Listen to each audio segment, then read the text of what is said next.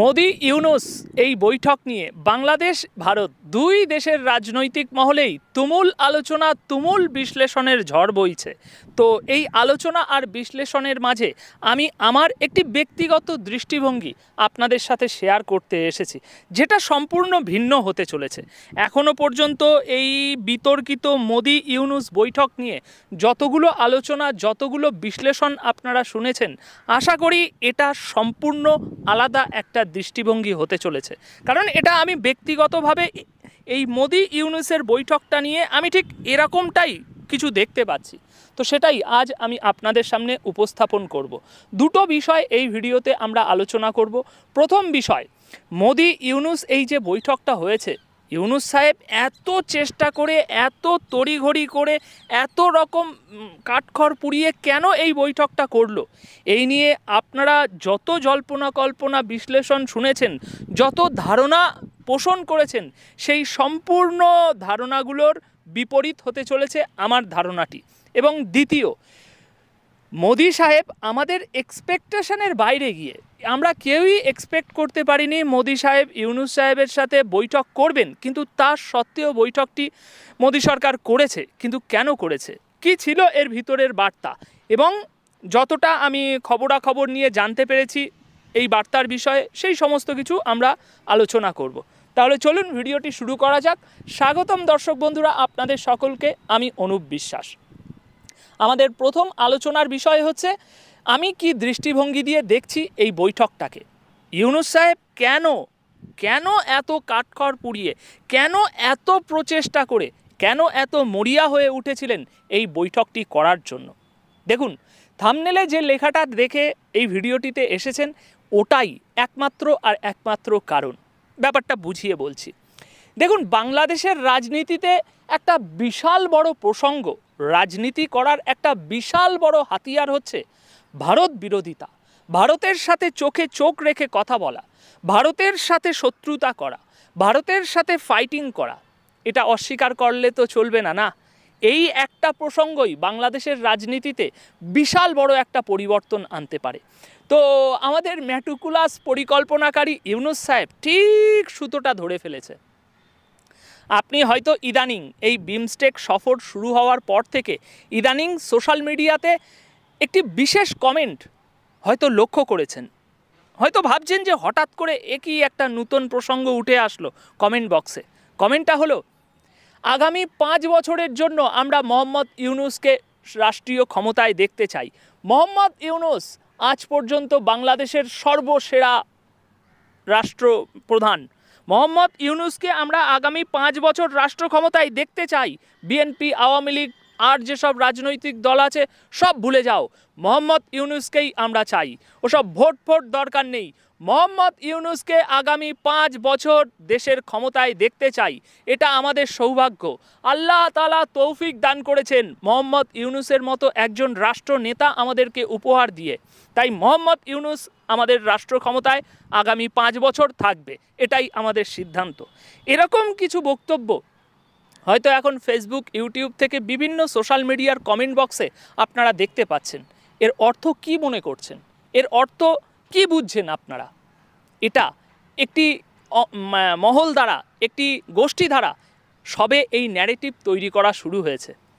আর এই ন্যারেটিভটা যে তৈরি করা হয়েছে এবং যারা এই কথাগুলো লিখছে, তাদের তর্কের যে বিষয়, তাদের এই যে কথাগুলোর যে জাস্টিস, যে জিনিসটার উপরে ভিত্তি করে তারা এই কথাগুলো বলছে যে আগামী 5 বছর আমরা মোহাম্মদ ইউনুসকে রাষ্ট্রীয় ক্ষমতায় চাই, সেটা একমাত্র মোহাম্মদ ইউনুসের এই অ্যাটিটিউডটা, যে দেখো মোহাম্মদ ইউনুস ডান হাতে চায়নাকে রেখেছে, বাম হাতে ভারতকে রেখেছে।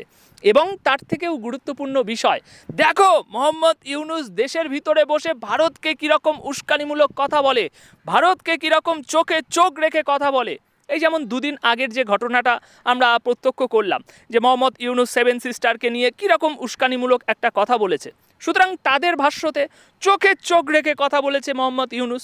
কিন্তু তা সত্ত্বেও, চোখে চোখ রেখে ভারতের সাথে কথা বলা সত্ত্বেও নরেন্দ্র মোদীর সাথে বিমস্টেক সম্মেলনে বৈঠক করেছে, হেসে হেসে দুই রাষ্ট্রনেতা হাত মিলিয়েছে।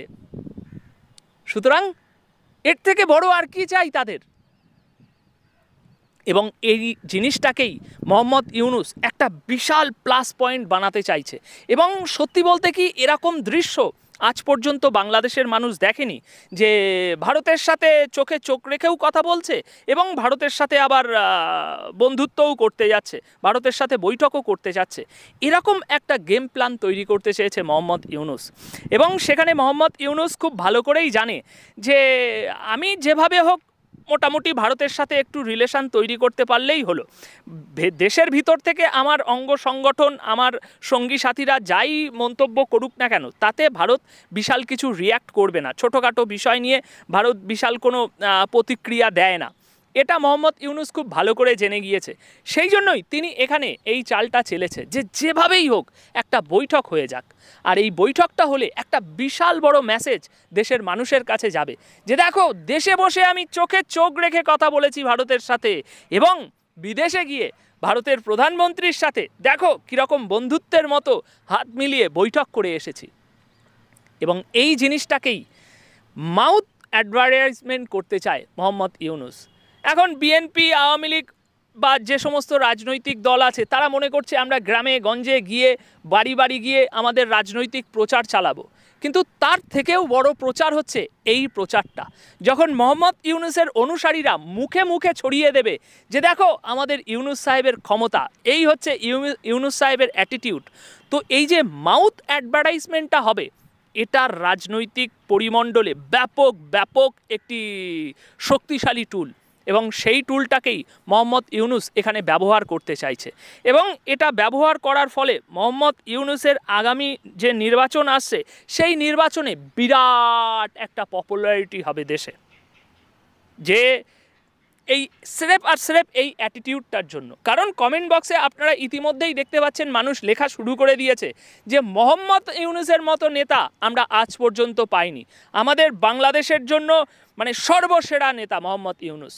সুতরাং এই একটা অ্যাটিটিউড তিনি যদি দেশের মানুষের প্রান্তিক পর্যায়ে পর্যন্ত, প্রত্যেকটা মানুষ পর্যন্ত পৌঁছে দিতে পারে, তাহলে আগামী নির্বাচনে মোহাম্মদ ইউনূস ব্যাপক বড় একটা ভোটের অংশ কেটে নেবে। এবং মানুষ সবসময়ই চায় একটা নতুন কিছু পরিবর্তন, একটা নতুন কিছু আসুক, নতুনের স্বাদে মানুষ সবসময়ই ছোটে। তো এতদিন বিএনপি, আওয়ামী লীগ এইসব রাজনৈতিক দলের কার্যক্ষমতা, তাদেরকে ভোট দিয়ে দেশের ক্ষমতায় আনা, এই সমস্তগুলো মানুষ দেখেছে। মানুষ এখন আবার একটু নতুনের দিকে ঝুঁকতে চাইছে, এবং সেখানে একমাত্র যে অপশানটা আছে সেটা হচ্ছে এই ছাত্রদের দল। সুতরাং আগামী দিনে মোহাম্মদ ইউনূস এই যে পরিকল্পনাটা সাজিয়েছে, এটা কমপ্লিট হয়ে গেলে হঠাৎ হয়তো একদিন দেখবেন নাহিদের মতনই সকালবেলা উঠে মোহাম্মদ ইউনূস বললেন যে আমি অন্তর্বর্তী সরকার থেকে রিজাইন দিচ্ছি, বা কোনো কিছু হচ্ছে, সেটা করার পর আমি জাতীয় নাগরিক পার্টির প্রধান হিসাবে দায়িত্ব গ্রহণ করলাম। এবং এটা যদি হয়ে যায়, এবং তার আগে ওই মোহাম্মদ ইউনূসের যে গুটি সাজানো আছে সেখান থেকে নির্বাচন যখন শুরু হবে, তখন মোহাম্মদ ইউনূস আগামী নির্বাচনে বিএনপিকে পুরো খেয়ে ফেলবে। কারণ মোহাম্মদ ইউনূস এদিকে তার ইমেজ তৈরি করে নিয়েছে, সত্যি বলতে যে ইমেজটা আমাদের বিএনপির চেয়ারপারসনের নেই, তার এক ভিন্ন ইমেজ রয়েছে। কিন্তু মোহাম্মদ ইউনূস এই যে ইমেজটা তৈরি করছে, সেটা কিন্তু তার থেকে আরও স্ট্রং, আরও পাওয়ারফুল। সুতরাং এখানে বিএনপিকে ভাবা দরকার, ভালো করে এবার মাঠে বিশ্লেষণ করা দরকার, যে তারা এই যে শেখ হাসিনা, আওয়ামী লীগ নিয়ে নাচানাচি করছে এখনও পর্যন্ত, এটা তাদেরকে ভোলা দরকার, এবং নতুন করে এখন ভাবনা শুরু করা দরকার যে তাদের বর্তমান শত্রু আওয়ামী লীগ বা শেখ হাসিনা নয়, তাদের বর্তমান শত্রু হচ্ছে মোহাম্মদ ইউনূস, জাতীয় নাগরিক পার্টি, যারা আগামী নির্বাচনে বিএনপিকে খেয়ে ফেলবে। তো এই একটা বিষয়, মোহাম্মদ ইউনূস এই জন্যই এত চেষ্টা করে এই মিটিংটা করতে চেয়েছে, যেভাবেই হোক এই মিটিংটা হয়ে যাক। কারণ তিনি আগেই একটা ছক কষে রেখেছিল যে আমার ওদিকের কাজটা গোছানো হয়ে গিয়েছে, এখন যে কোনোভাবে যদি মিটিংটা করতে পারি, তাহলে আমি যে পূর্ণ চিত্রটা আঁকতে চাইছি দেশের মানুষের মনে, সেটা সম্পূর্ণ হবে। তো সেই জন্যই যে কোনোভাবে এই মিটিংটা করানো হয়েছে। এবার আসি ভারত সরকারের দিকে। দেখুন, এই যে মিটিংটা হয়েছে, বৈঠকটি হয়েছে, এটা ভারত সরকারের দিক থেকে আমি যতটা যা জানতে পেরেছি এবং আমার ব্যক্তিগত বিশ্লেষণ, ব্যক্তিগতভাবে তথ্য কালেক্ট করে আমি যা বুঝেছি, এই মিটিংটা একমাত্র সৌজন্য সাক্ষাৎ একটি হয়েছে এবং বাধ্যতামূলক হয়েছে। কেন বলছি এই দুটো কথা? তথ্য সহকারে আপনাদের সামনে তুলে ধরছি। প্রথমত, এই মিটিংটা সৌজন্য সাক্ষাৎ এই জন্যই হয়েছে কারণ এই মিটিংটা একেবারে শেষ মুহূর্তে গিয়ে সিলেক্ট হয়েছে। এই বৈঠকটা হবে, এটা ভারত সরকারের দিক থেকে একেবারে শেষ মুহূর্তে গিয়ে সিদ্ধান্ত নেওয়া হয়েছে যে চলো বৈঠকটা করা যাক। তার প্রধান কারণ হচ্ছে প্রাইম মিনিস্টার মোদি যখন ভারত ছাড়ে, বিমানে ওঠে, তখন তিনি একটি শিডিউল দিয়ে যান যে তিনি কোন তারিখে কোথায় থাকবেন, কার সাথে কি বৈঠক করবেন, কার সাথে কি আমন্ত্রণ নেবেন, কি করবেন না করবেন, ডিটেলস ওনার টুইটার হ্যান্ডেলে একটি শিডিউল দিয়ে যান, টাইম ওয়াইজ, ডেট ওয়াইজ। কিন্তু সেই শিডিউলে কোথাও বাংলাদেশ এবং মোহাম্মদ ইউনূসের নাম ছিল না। সুতরাং এটা নিশ্চিতভাবে সেই সময় পর্যন্ত, that means prime minister Modi যখন দেশ ছাড়ছে তখনও পর্যন্ত এটা নির্দিষ্ট ছিল না যে বাংলাদেশের সাথে প্রাইম মিনিস্টার মোদির একটা বৈঠক হতে চলেছে। এটা এখান থেকে ক্লিয়ার। এবার দ্বিতীয় বিষয় যেটা আমি বললাম যে স্রেফ একটা সৌজন্য সাক্ষাৎ হয়েছে, তার সবথেকে বড় প্রমাণ হচ্ছে আপনি নরেন্দ্র মোদির এক্স হ্যান্ডেলে যান, গিয়ে ওনার ভারত ছাড়া থেকে শুরু করে আজ পর্যন্ত এই সময় পর্যন্ত বিমস্টেক সম্মেলনে তিনি কার সাথে কোথায় কি দেখা করেছে, কি হয়েছে, কার থেকে কি পেয়েছে, কার সাথে সৌজন্য সাক্ষাৎ করেছে, কার থেকে কি উপহার নিয়েছে, কাকে কি উপহার দিয়েছে, এ টু জেড পুঙ্খানুপুঙ্খভাবে টাইম ওয়াইজ আপডেট করা আছে। তিনি থাইল্যান্ডে নামলেন, সৌজন্য সাক্ষাৎ নিলেন, এই করলেন সেই করলেন, সমস্ত কিছু। এবং সেখানে সবথেকে গুরুত্বপূর্ণ হাইলাইটেড বিষয় হচ্ছে এই যে বিমস্টেক, ভারত, নেপাল, ভুটান, মায়ানমার, আপনার বাংলাদেশ, তারপরে ব্যাংকক আর হচ্ছে শ্রীলঙ্কা, এই যে 7টা কান্ট্রি, এই 7টা কান্ট্রির রাষ্ট্রপ্রধানদের সাথে প্রত্যেক রাষ্ট্রপ্রধানের সাথে আলাদা আলাদা ফটো সেশনের ছবি আপলোড করা আছে নরেন্দ্র মোদির এক্স হ্যান্ডেলে। প্রত্যেক রাষ্ট্রপ্রধানের নেই শুধু মোহাম্মদ ইউনূসের সাথে তার কোনো ফটো সেশনের ছবি নরেন্দ্র মোদির প্রোফাইলে। সুতরাং এটা থেকে কি বুঝছেন? তিনি নেপালের রাষ্ট্রপ্রধানের সাথে হ্যান্ডশেক করছে, তার সাথে কথা বলছে, সে ছবি আছে। তিনি আপনার ভুটানের রাজার সাথে, ভুটানের প্রাইম মিনিস্টারের সাথে হ্যান্ডশেক করছে, তার সাথে কথা বলছে, সেই ছবি আছে। কিন্তু বাংলাদেশের সাথে বাইলেটারাল একটা বৈঠক হয়েছে, এত গুরুত্বপূর্ণ বিষয়, অথচ সেই জিনিসটা কিন্তু নরেন্দ্র মোদির এক্স হ্যান্ডেলে জায়গা পায়নি। এবার এখানে হয়তো বলতে পারেন, ভাই সোশ্যাল মিডিয়ায় আপলোড করেছে কি না করেছে তাতে কি এসে যায়? স্যার, নরেন্দ্র মোদির এক্স হ্যান্ডেলের ফলোয়ারের সংখ্যা কত জানেন? 110 মিলিয়ন। দ্যাট মিন্স 11 থেকে 11.5 কোটি। অর্থাৎ বাংলাদেশের যে পপুলেশন তার অর্ধেকের বেশি নরেন্দ্র মোদির এক্স হ্যান্ডেলের ফলোয়ার। সুতরাং এটা যাই তাই জায়গা না। এবং নরেন্দ্র মোদির এই যে এক্স হ্যান্ডেল রয়েছে সেখানে তিনি কি আপডেট করছেন, কি কথা বলছেন, এটা থেকেই ভারত সরকারের দৃষ্টিভঙ্গি আমরা স্পষ্টভাবে বুঝতে পারি। সুতরাং এখান থেকে এটা প্রমাণিত যে এটা কোনো একটা ভালোবাসার সাথে একটা বাইলেটারাল রিলেশন তৈরি হয়েছে, একটা দ্বিপাক্ষীয় বৈঠক হয়েছে, সেখানে দুই রাষ্ট্রনেতা ব্যাপকভাবে বন্ধুত্বের সাথে জড়িয়ে পড়েছে, ব্যাপক একটা রিলেশন শুরু হয়েছে। এরকম কোনো কিছুই হয়নি, এটা আমি গ্যারেন্টি দিয়ে বলতে পারি।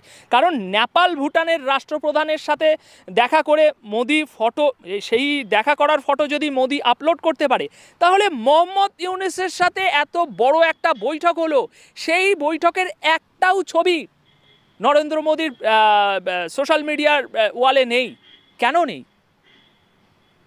সুতরাং এখান থেকে স্পষ্ট যে এটা কেবল আর কেবল সৌজন্য সাক্ষাৎ হয়েছে এবং একদম শেষ মুহূর্তে গিয়ে ভারত সিদ্ধান্ত নিয়েছে যে চলো বৈঠকটা করা যাক। এবার প্রশ্ন আসে যে এত তিক্ততা, পররাষ্ট্রনীতি এত তলানিতে থাকা সত্ত্বেও কেন এই বৈঠকটা মোদি সরকার করলো? আমাদের ভারতের, ইভেন আমি নিজেও অনেকাংশে, যত সময় না আমার মধ্যে এই বোধশক্তিটা ডেভেলপ হয়েছে তত সময় আমিও নরেন্দ্র মোদির ওপরে ব্যাপক ক্ষিপ্র ছিলাম যে কিভাবে তিনি এটা করতে পারে। কিন্তু যখন ধীরে ধীরে বুঝলাম এবং ভিতরে একটু পরিচিতদের সাথে আলোচনা করলাম, খবরাখবর নিলাম, তখন বুঝতে পারলাম যে না, ভারতের একজন রাষ্ট্রপ্রধান হয়ে তিনি এই যে সিদ্ধান্তটা নিয়েছে সৌজন্য সাক্ষাৎ করার, এটা খুবই গুরুত্বপূর্ণ ছিল। কারণ কি? কারণ আপনারা জানেন যে সার্ক, পাকিস্তানের মানে যেটা বিষয় সার্ক, সেই সার্ক কিন্তু এখন পুরো ডেড হয়ে রয়েছে এবং সেই সার্কের পরিবর্তে তৈরি হয়েছে বিমস্টেক। এবং এই বিমস্টেকের প্রধান প্রতিনিধিত্ব বা এই বিমস্টেক পরিচালনার জন্য প্রধান যে অংশীদার বা ওইভাবে যেটাই বলুন না কেন, আমি শব্দে হয়তো সেইভাবে করতে পারছি না, মূল বিষয় হচ্ছে বিমস্টেকের প্রধান যে মানে পরিচালনাকারী বা যাদের চাহিদার দরকার বিমস্টেকটা ভালোভাবে চলুক, এই চাহিদাটা যাদের সবথেকে বেশি দরকার সেটা হচ্ছে ভারত। প্রধান পরিচালনাকারী বলুন বা প্রয়োজনই বলুন, সেটা হচ্ছে ভারত। ভারতের জন্য বিমস্টেক সাকসেসফুল হওয়া এবং সার্ক ডেট হয়ে যাওয়া, এটা ভারত সরকারের জন্য অত্যন্ত গুরুত্বপূর্ণ একটা মানে কৌশল। সুতরাং এই বিমস্টেকের মতো জায়গায় যদি এরকম একটা ন্যাচাকার পরিবেশ তৈরি হয়ে যায় যে একটা দেশের রাষ্ট্রপ্রধান সে বারবার বিমস্টেক শুরু হওয়ার আগে থেকেই সে বারবার আর কি রিকোয়েস্ট করছে এবং বিমস্টেক শীর্ষ সম্মেলনে এসেও তার সেই রাষ্ট্রপ্রধান রিকোয়েস্ট করছে যে একটা বৈঠক হোক, কিন্তু সেখানে যদি একেবারে না করে দেওয়া হয়, বৈঠকটি নাই হয়, তাহলে ভারতের স্বার্থে এত বড় একটা স্বার্থ জড়িয়ে রয়েছে বিমস্টেকের সাথে, সেখানে যদি বিমস্টেকটা এরকম ন্যাচাকার হয়ে যায় তাহলে ভারতের এই যে বিমস্টেকের কার্যক্রম পরিচালনার যে ধারণা রয়েছে বা যে আইডিয়া রয়েছে, যে রোড ম্যাপ রয়েছে, সেটা অনেকাংশে ক্ষতি হবে। Number one. নাম্বার টু, যদি ইউনুসের এত আন্তরিকতা সত্ত্বেও, এত রিকোয়েস্ট সত্ত্বেও মোদি এই বৈঠকটি না করতো, তাহলে আন্তর্জাতিক মহলে মোহাম্মদ ইউনুসের কাছে বিশাল বড় একটা অস্ত্র থাকতো। কাল যে কোনো ঘটনা ঘটার পর সমস্ত ঘটনার সাথে এই অস্ত্রটা ইউনুস ব্যবহার করতে পারত, যে আমরা ভারতের সাথে বারবার বৈঠক করতে চেয়েছি, ইভেন চায়নায় যাওয়ার আগে আমরা ভারতে দ্বিপাক্ষীয় সফর করতে চেয়েছি এবং ব্যাংককে আমরা এতবার রিকোয়েস্ট করে ভারতের প্রধানমন্ত্রীর সাথে একটা বৈঠক করতে চেয়েছি যাতে দুই দেশের মধ্যে কোনো সমস্যা না হয়, কিন্তু ভারত সরকার আমাদের সাথে বৈঠকে বসতে রাজি হয়নি। সুতরাং আজ এটা হয়েছে, এর জন্য একমাত্র দায়ী হচ্ছে মোদি সরকার, কারণ তিনি বৈঠক করে কোনো রকম সমাধানে আসতে চায়নি, সেই জন্য এই ঘটনাটা ঘটেছে। পুরো দায়টা কাল যাই হোক না কেন, তাদের দিক থেকে করানো হোক না কেন, পুরো দায়টা মোদি সরকারের উপরে চাপিয়ে দেওয়া হতো। তো কূটনৈতিক মহল থেকে এই বিষয়টাও বোঝা হয়েছে যে এই অস্ত্রটা মোহাম্মদ ইউনুসের হাতে তুলে দেওয়া যাবে না। সুতরাং এটাও একটা কারণ এই বৈঠকটা হওয়ার। এবার আসি আমাদের সর্বশেষ আলোচনায়, ইতিমধ্যে 18 মিনিট হয়ে গিয়েছে, সর্বশেষ আলোচনায় যে এই বৈঠকে ভাই মোহাম্মদ ইউনুসের যে অনুসারীরা তারা কি ভাববে, কি মনে করবে, যে এই বৈঠকটি কি আমাদের জয় হলো নাকি পরাজয় হলো? আমি বলবো তাদের দুটো জিনিস হয়েছে, জয়ও হয়েছে পরাজয়ও হয়েছে। আগে জয়ের বিষয়টা বোঝাই। জয়ের বিষয়টা হচ্ছে ডক্টর মোহাম্মদ ইউনুস এই যে পরিকল্পনাটা, এই যে মাস্টার মাইন্ডটা চালাচ্ছে, যে আমরা এই কৌশল নিয়ে বিএনপি যে এখন ভেবে বসে রয়েছে যে পুরো দেশ একেবারে কভার করে ফেলবো, নির্বাচন আসলেই পুরো দেশ শাসন করতে আমরাই আসছি, তারা 99.99% যে নিশ্চিত হয়ে রয়েছে বিএনপি, কিন্তু মোহাম্মদ ইউনুসের এই চালে বিএনপিকে পুরো খেয়ে ফেলার যে পরিকল্পনা করা হয়েছে সেটা এখন হালকা হালকা দেখা যাচ্ছে, আগামী দিনে আরও স্পষ্টভাবে দেখা যাবে যখন মানুষে মাউতে মোহাম্মদ ইউনুসের জনপ্রিয়তা প্রচারিত হবে, তখন বুঝতে পারবে বিএনপি খেলাটা। তো সেই দিক থেকে যদি দেখা যায় যে বিএনপিকে খেয়ে ফেলবে, মোহাম্মদ ইউনুস আগে এগিয়ে আসবে, সেই দিক থেকে তাদের জয় হয়েছে এই বৈঠকে। এবং পরাজয়ের কথা যদি বলি তাহলে দেখুন, ওই যে একটা বিষয় ছিল না, বয়কট ভারত বয়কট, তারপরে হচ্ছে কিছু হলেই ঢাকা না দিল্লি, ভারতের সাথে চোখে চোখ রেখে কথা বলা হবে, এই যে একটা বিষয় ছিল, এটাতে সম্পূর্ণ তাদের পরাজয় হয়েছে। কারণ কি? কারণ মোহাম্মদ ইউনুস রীতিমতো এই আভাস দিয়ে এসেছে বৈঠকে মোদিকে যে শেখ হাসিনাকে আপনারা রেখে দিয়েছেন, রেখে দিন, কোনো ব্যাপার না, শেখ হাসিনাকে আমরা চাবও না, ওই ওপরে যা হবে, আর দেশের ভিতরে আওয়ামী লীগের সাথে যা হচ্ছে ওটা ওর থেকে বেশি কিছু হবে না, এমনি যা করার আমরা করে নিয়েছি, সুতরাং আওয়ামী লীগকে নিয়ে, দেশের ভিতরের আওয়ামী লীগকে নিয়ে আমাদের বিশেষ আর কিছু করার নেই, তো ওটা ওরকমভাবে চলবে। এবং শেখ হাসিনাকে আপনি যেভাবে দেশে যা রেখেছেন রেখে দেন, আমাদের কোনো সমস্যা নেই, আমরা চাইতেও যাচ্ছি না। কিন্তু আমরা আপনার যে সমর্থন, আপনাদের সাথে যে রিলেশন, সেটা আমরা একটু মেনটেন রাখবো। সেই বিষয়ে আপনারা একটু সহমত পোষণ করবেন, যাতে আমি এই দিকে যে খেলাটা খেলছি সেটা যেন পুরোপুরি সাকসেসফুল হয়, এরকম একটা কথাবার্তা বলে এসছে। আর পরাজয় কেন বলছি, কারণ শেখ হাসিনাকে মোহাম্মদ ইউনূস দেশে ফেরাবে না।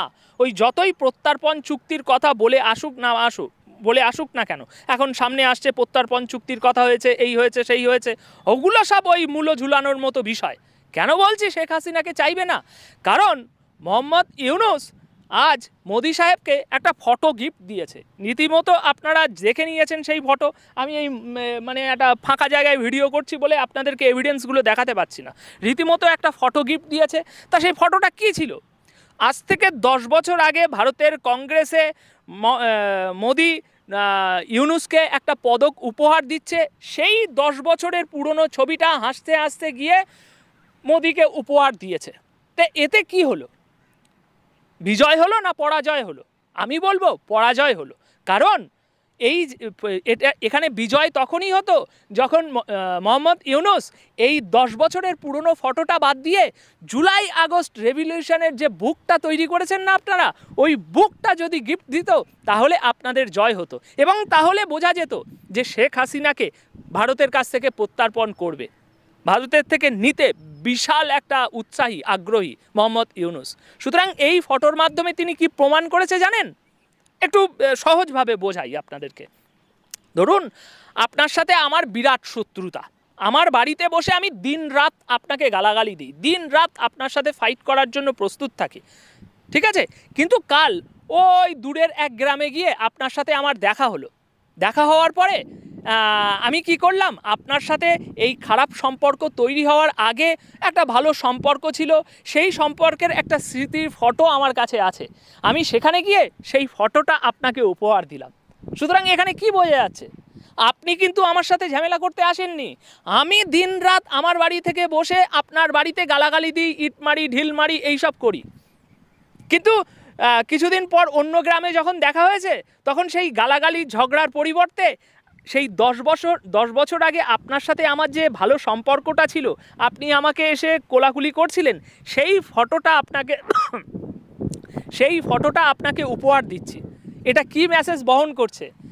যে ওই বাড়িতে আমাদের সাথে যা ঝগড়াঝাটি লেঠলিটি যা হওয়ার হয়েছে, ঠিক আছে, বাদ দেন, এই যে এই ফটোটা দেখেন, আপনার সাথে তো আমার সম্পর্ক আগেও ভালো ছিল, দেখুন আমরা কত গলা জড়িয়ে কথা বলেছি, কত হাসি মুখে মানে ব্যবহার করেছি, তো এই জিনিসটাকে আবার মনে করুন, দেখুন আমাদের সম্পর্ক কিন্তু এরকম ছিল, ও যা হয়েছে ভুলে যান, ওই চোখে চোখ রাখা যা হয়েছে ভুলে যান। এই ছবিটা এটাই বহন করে। তো এখন ভিডিও সাম আপ যদি করতে চাই, অনেক সময় হয়ে গিয়েছে, প্রায় 23 মিনিট, ভিডিও সাম আপ যদি করতে চাই, তাহলে দেখুন এখানে আওয়ামী লীগের দিকে যদি কিছু বলতে চাই, তাহলে বিষয়টা এরকম হবে। ভারত এবং আওয়ামী লীগ, এখন আমি যেটা বুঝলাম এই পুরো ডেভেলপমেন্টটা হওয়ার পর, ভারত এবং আওয়ামী লীগের একটাই কাজ, ওয়েট অ্যান্ড ওয়াচ। কারণ আগামী দিনে মোহাম্মদ ইউনূস এরকমই কিছু গেম প্ল্যান ম্যাটুকুলাস পরিকল্পনাই মাঠে নামাবে। আমি তো আর বিশাল বিজ্ঞ না, আমার ব্যক্তিগত যে বিশ্লেষণ সেটাই আমি আপনাদের সামনে তুলে ধরেছি। ভুল হতে পারে, ঠিক হতে পারে, সেটা সম্পূর্ণ আপনাদের কাছে নির্ভর করছে কি হবে। এখন মোহাম্মদ ইউনূস আগামী দিনে ঠিক এরকমই একটা ম্যাটুকুলাস পরিকল্পনা মাঠে নামাবে। আর এরকম একটা ম্যাটুকুলাস পরিকল্পনা যদি মাঠে নামায় এবং সেই ম্যাটুকুলাস পরিকল্পনাটা যদি সাকসেসের দিকে যেতে থাকে, তাহলে বিএনপি কি করতে পারে বা বিএনপির ক্যাডাররা কি করতে পারে একবার ভেবে দেখুন। সুতরাং আর বেশি গভীরে গেলাম না, সময় অনেক হয়ে গিয়েছে। সুতরাং তখন রাজনৈতিক মাঠে এই দুই দলের মধ্যে কি হতে পারে বা এদের মধ্যে কি হতে পারে একবার কল্পনা করে দেখুন। তো সেই সময়টা, সেই পরিস্থিতিটার অপেক্ষায় ভারত এবং আওয়ামী লীগকে ওয়েট অ্যান্ড ওয়াচ করতে হবে, এবং পরিস্থিতি তার পরবর্তী কি মোড় নেবে সেই অনুযায়ী ভারত এবং আওয়ামী লীগকে তাদের পদক্ষেপ, পরিকল্পনা, অ্যাকশান সমস্ত কিছু নির্ভর করতে হবে। তো দর্শক, আশা করি আমার ভিতরে যা বিশ্লেষণ ছিল, আমার ভিতরে যে সমস্ত তথ্য ছিল সেই সমস্ত তথ্যগুলো, বিশ্লেষণগুলো, আমার মনের ভাব, দৃষ্টিভঙ্গি সব কিছুই আপনাদের সামনে উপস্থাপন করতে পেরেছি। এখন ভিডিওটা যদি এক কথায় সাম আপ করতে চাই তাহলে দেখুন, মোহাম্মদ ইউনূস বড় একটা ম্যাটিকুলাস পরিকল্পনা শুরু করে দিয়েছে। যে ম্যাটিকুলাস পরিকল্পনার মাধ্যমে তিনি দেশে 5ই আগস্ট ঘটিয়েছে, ঠিক সেরকম আর একটা ম্যাটিকুলাস পরিকল্পনা তিনি এখন মাঠে নামিয়েছে আগামী নির্বাচনের জন্য। এটাই আমার বিশ্লেষণ, এবং এখানে আওয়ামী লীগ এবং ভারতকে ওয়েট অ্যান্ড ওয়াচ করতে হবে, এছাড়া কোনো উপায় নেই। এবং এই ওয়েট অ্যান্ড ওয়াচের যে প্রক্রিয়াটা সেটাও খুবই মানে মজাদার হবে এবং মানে নিজেদের জ্ঞান আহরণ করার জন্য যথেষ্ট হবে। এখন বাদবাকি এই বিষয়ে আপনাদের কি মতামত? যে সমস্ত বিষয় আপনাদের সাথে আলোচনা করলাম আমরা শুনলাম, সে বিষয়ে আপনাদের কি মতামত কমেন্ট বক্সে অবশ্যই জানিয়ে যাবেন। ভিডিওটি ভালো লেগে থাকলে একটি লাইক দেবেন। ধন্যবাদ। দেখা হচ্ছে পরবর্তী আরেকটি ভিডিওতে। সকলে ভালো থাকবেন। অনেক অনেক শুভেচ্ছা।